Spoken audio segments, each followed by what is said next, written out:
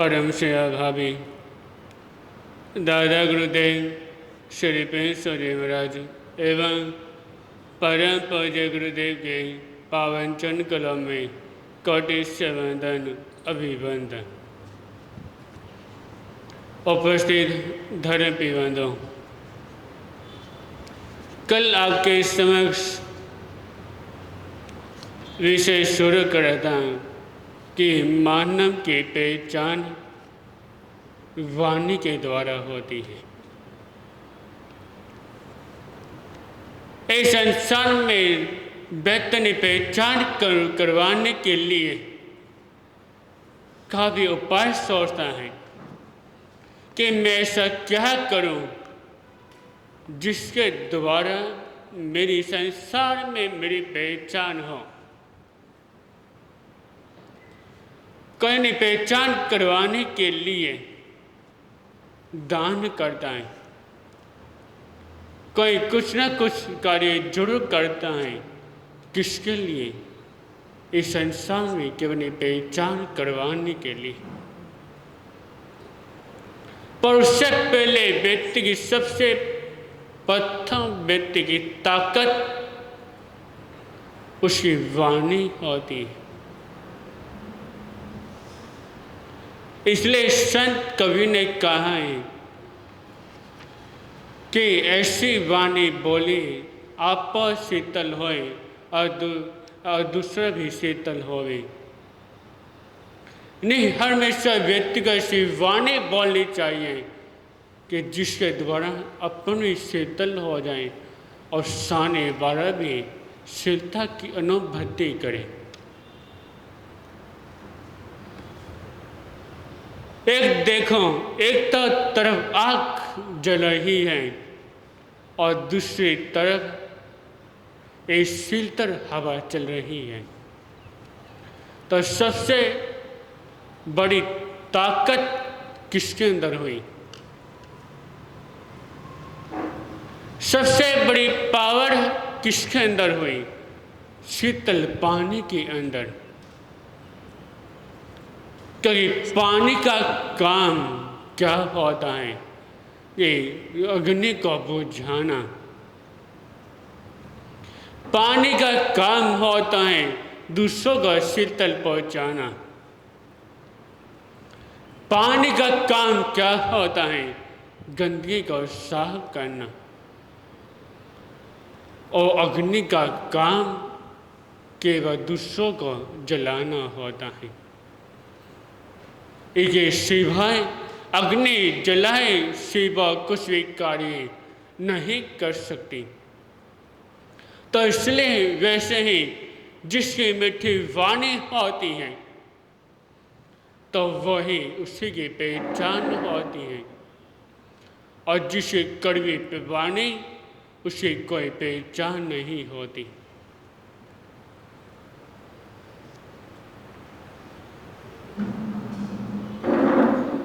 यदि आपसे प्रश्न पूछें कि संसार में सबसे तेज आवाज किसकी है, सबसे दूर आवाज किसकी जाती है, तो होती है वाणी।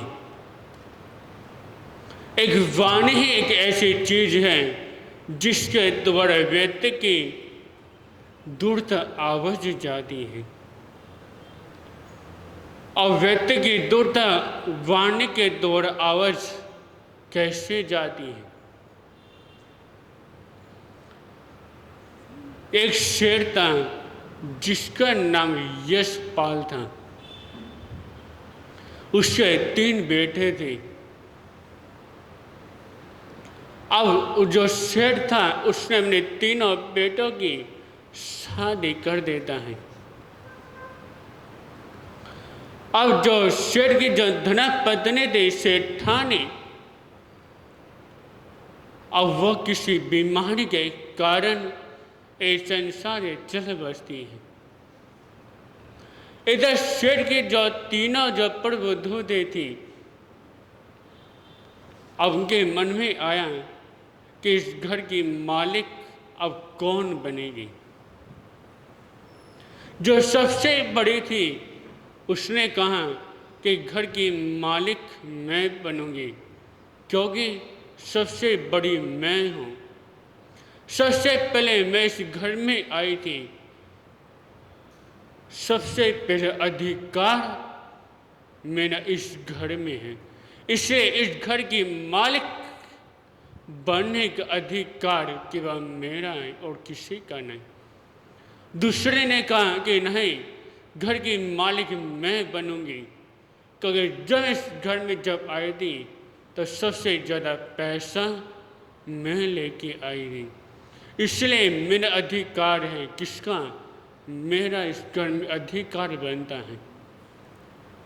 आज जो सबसे छोटी थी वो कुछ भी नहीं बोली, और जो दोनों थी वो एक बात को लेकर दोनों में लड़ाई झगड़ा चलता रहता।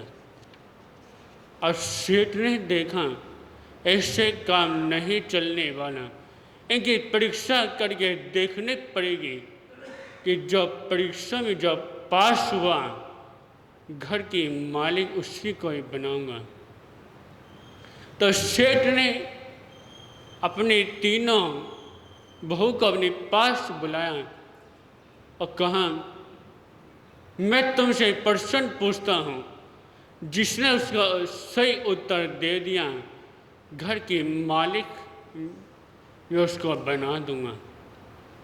मेरा प्रश्न कि ये बताएं कि संसार में सबसे तेज आवाज़ किसकी होती है?